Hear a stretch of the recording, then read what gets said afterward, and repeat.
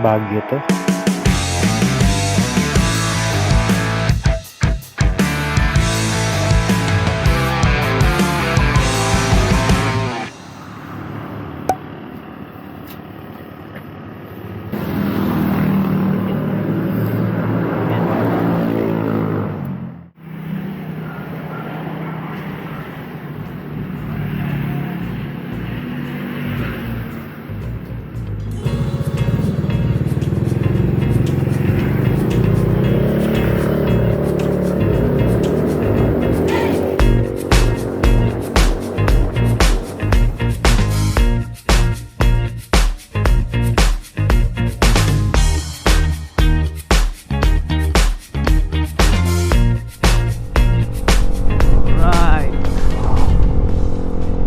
Baguio trip tayo ngayon. Kasalukuyang nandito na kami sa La Union.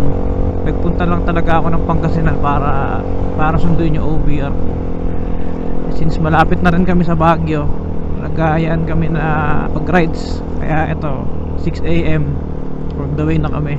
Siyempre, gamit pa din natin yung Mio. Subukan natin kung kakayatin ba nito sa Baguio kahit may angkas.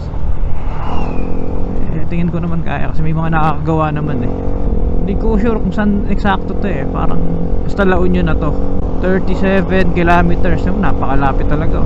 Based dito sa Google Map, nakapin tayo sa Lion's Head, 36 kilometers. So napakalapit talaga pag talaga galing sa Pangasinan.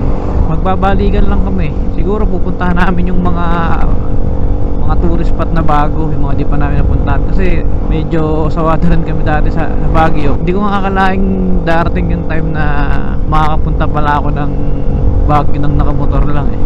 Yun no, patikim ng mga bundok. Sabihin talagang malapit na. Save ko na lang yung memory saka battery ng mga camera ko para sa paakit ng Baguio. Pagas lang ako.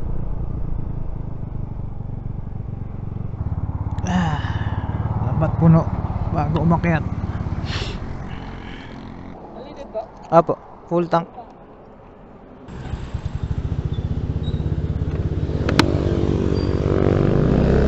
Arats, full tank na. Ready na to. Okay, ikot.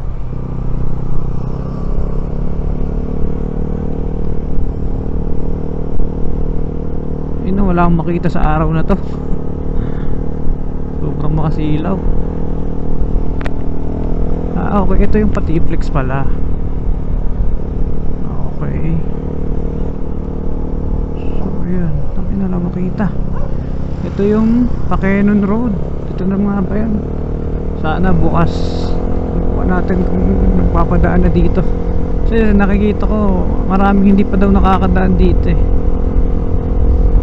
Ayun, naku po, close pa nga ata. Teka, close. Ikot tayo. Ano tayo magagawa? Meron namang mga dumadaang nakamotor. So tingin ko, tingnan natin. Yun, 26 kilometers. Nandun na tayo sa Lion's Head. Ayan na siya oh. Ayan na. Pakyata na. Alam ko dito din yung ano eh, dito din yung arko ng Benguet. Hinto tayo dun. Uy, manok, up. Ayun, ito yung kulay red siguro na to. Feeling ko sign yan. Sign yan na hindi tayo makakapasok. Tingin ko dyan yung checkpoint eh. Tingnan natin. Ito okay. Mukha namang makakap naman siguro. Okay, hindi tayo pinansin. Pero tingin ko meron pang isa. Hindi pwedeng isa lang yan eh. Yun, check ganda naman dito. Mas solid. Ito na yung sign pagka ano. Ayun, ito na yung arko. Ito na tayo. Ito tayo saglit. Ito lang. Gusto ko picturean yung motor ko. Yan.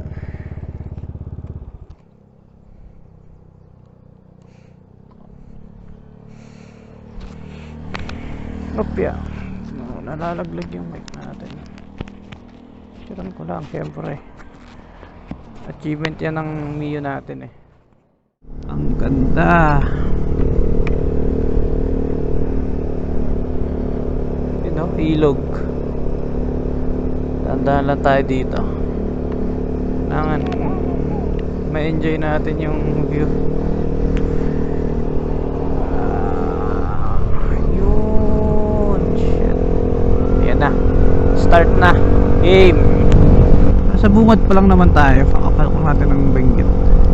25 kilometers papuntang Lions Head. ETA 34 minutes.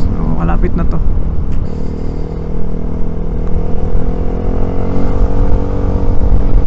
Sarap mag-drone dito. Kaso di namin dala yung drone.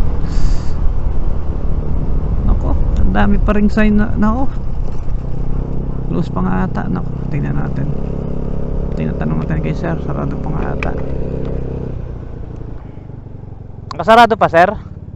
Bagyo sir? Opo. Pagpabagyo sir, close pa sir. Ay, naka-close pa sir. Marcos Highway tayo dadaan sir. Sa Marcos po.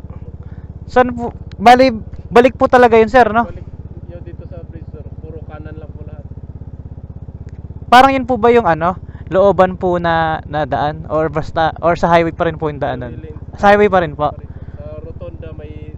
Sa may rotonda po yun.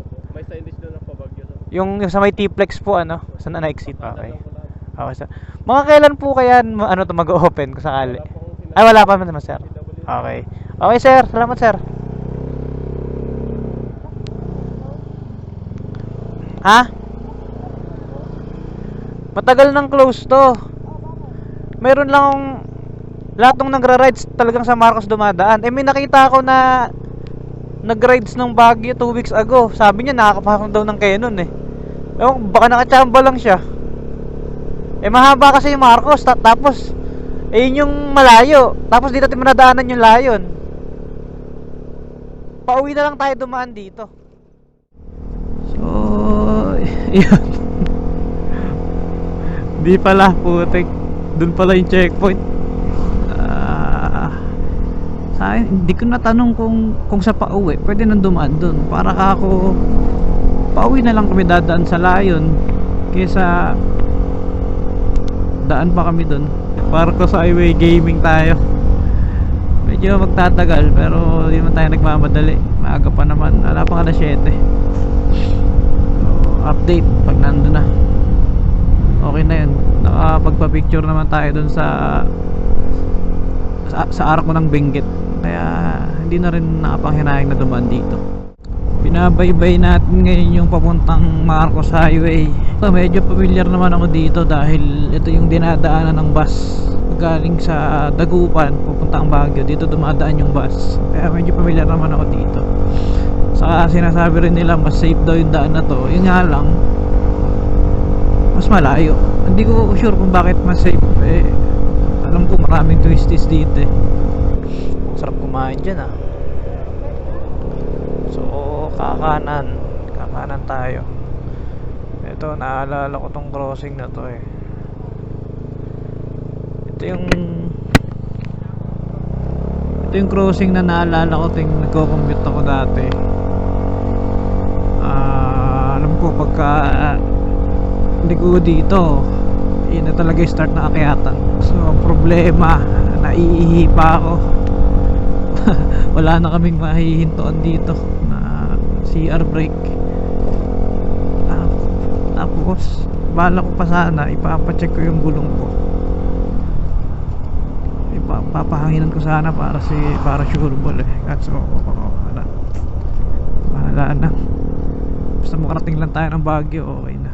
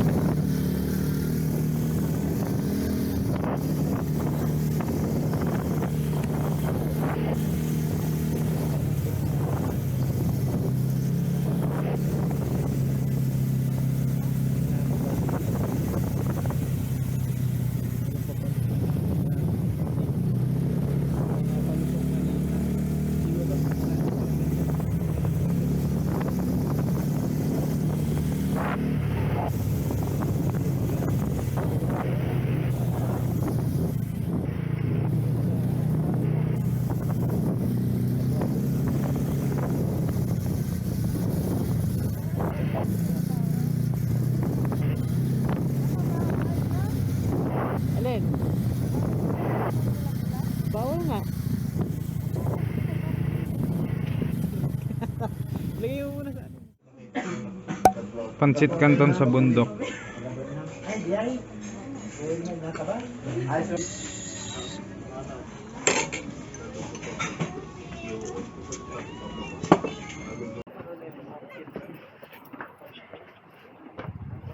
Serve na lang daw. Ang ganda. Ano dito ano? Sabi ko sa'yo, may magic na ano, may titan. Yun nasisilip. Yan. Alright. After natin dun sa Great Wall Cafe. Yun nga pala yung tawag doon, Great Wall Cafe. Like na tayo dun sa next destination. Check namin yung Bamboo Sanctuary ba yan. Ito on the way na kami. Buti na lang hindi na yung sa kanina yung daan. Naiwasan natin yung sobrang napakatarik na daan doon. At least dito main road to, ayos-ayos ang daan dito. Tingnan natin sa pupuntahan natin mamaya kung may mga ganun ulit. Oh yan, 7 kilometers. Sana puro ganito lang yung daan para chill lang. Pagkakaalam ko sa ano to Camp Janhe yung way na to. Kaya ito puro ganito makikita natin. Ayun no. Sak pamamoy dito. Uy, grabe yan Uy, grabe yan Grabe, angas na ako lumusok.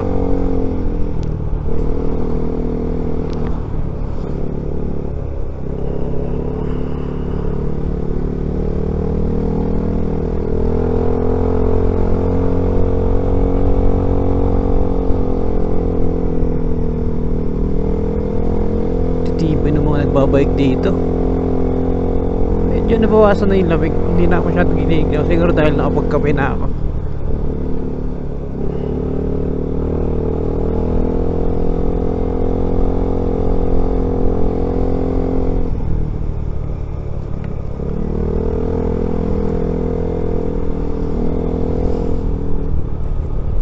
Sharp curve to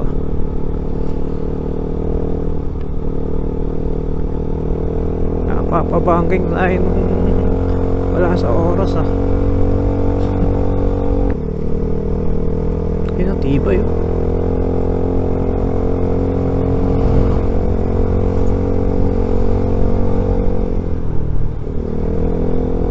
sana puro ganito na lang yung daan. Ato ko. Kulang pa yung tulog namin. Nag-iisip kami parang gusto naming naghanap ng transient. Baka matutulog muna kami saglit after nito. Kung may mahahanap kami. Ayun na, traffic na. Mayroon dito.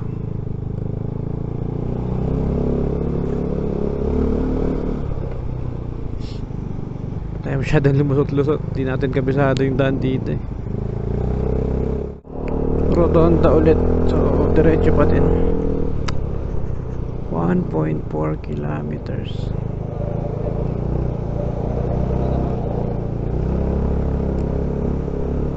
Dito na yung mga maraming palusong-lusong pa akit yung residential area.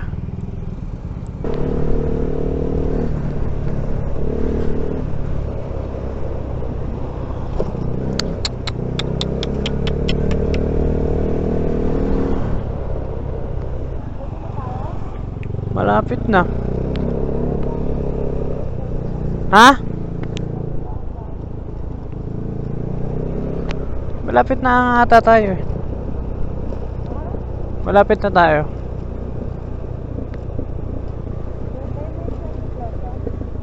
Hindi ata. Ewan ko.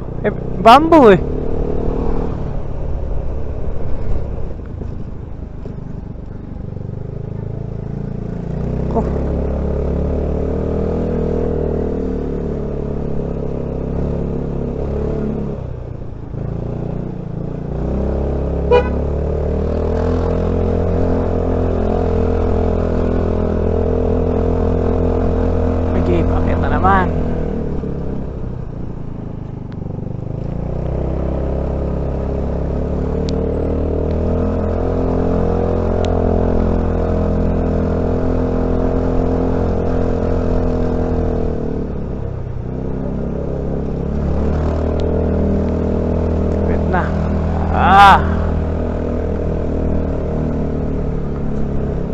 Pagi.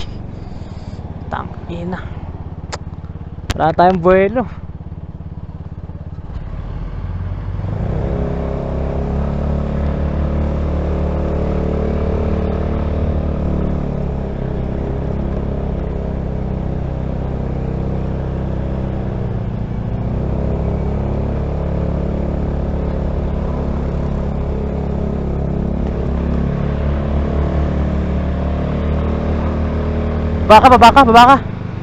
Baba ka. Delikado.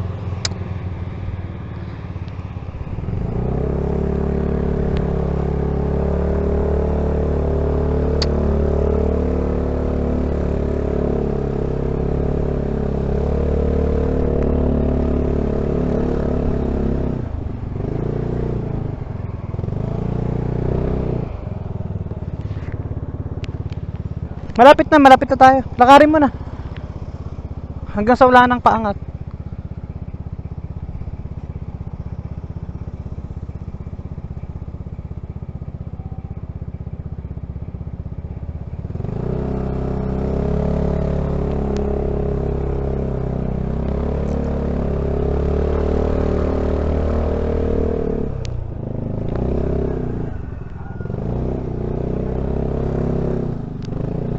Tama ba yung pinasukan ko?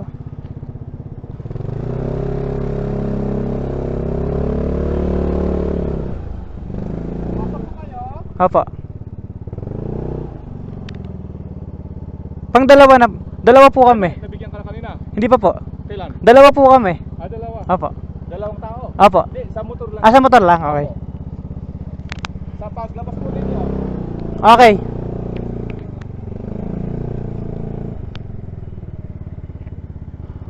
Ano to? Parking 30, magabayad pala.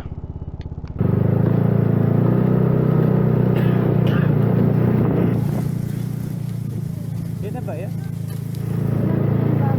Parang kakaunti. Ha? Ayaw ko.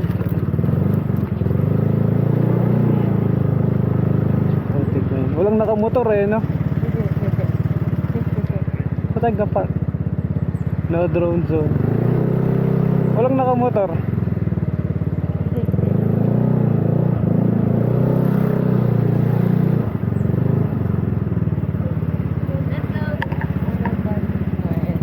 Dito naman eh.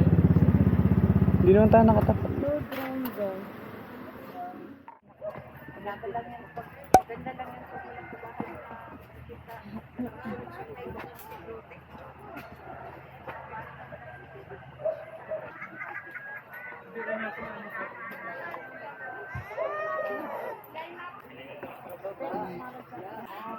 Kaya May video na lang ako babawi. Sa video na lang ako babawi. ang daya. Ang ganda nung kuha ko sa'yo.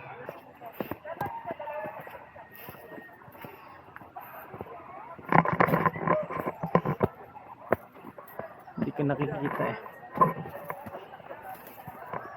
Video na lang, video. Hindi yung picture mo. Sige. Back on the road tayo. After namin doon,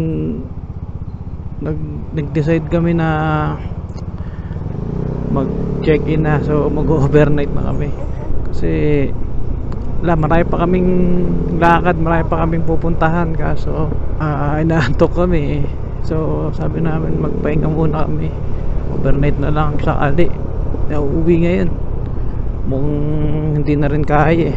Kaya ito, on the way kami ngayon dun sa biglaan tong nakuha namin. Buti nga meron eh. Hindi lang siya yung pinakamura na rate, pero pwede na sa biglaan eh. Talagang makahanap na lang. Tingnan natin mamaya kung okay ba. 1K nga pala yun.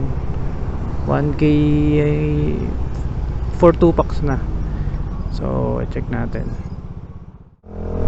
Sige, angat. Diretso pa, angat. Napapayo muna ako para lang di mahirapan. Buti na lang dito na traffic. 750 meters. Kailangan bumuelo dito. Pwede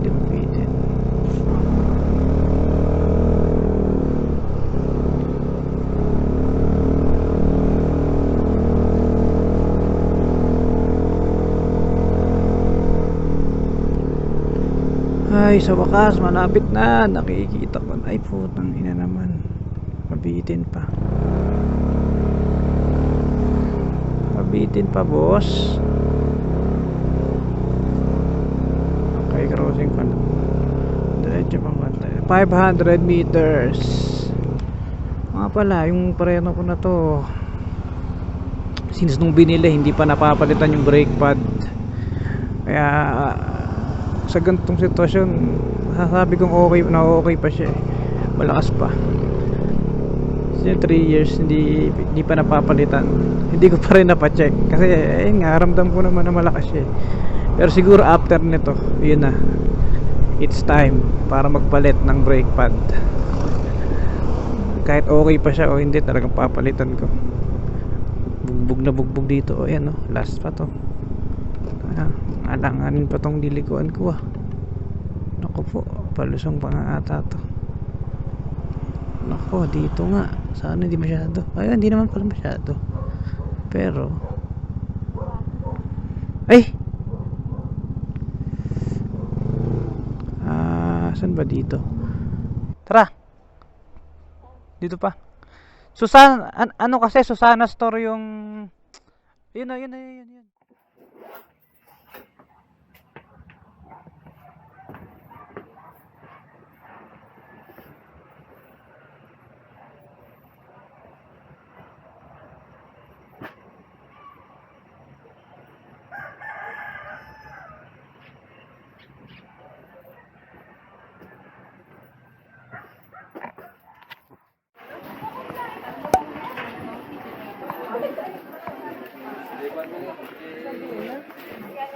Dilim na.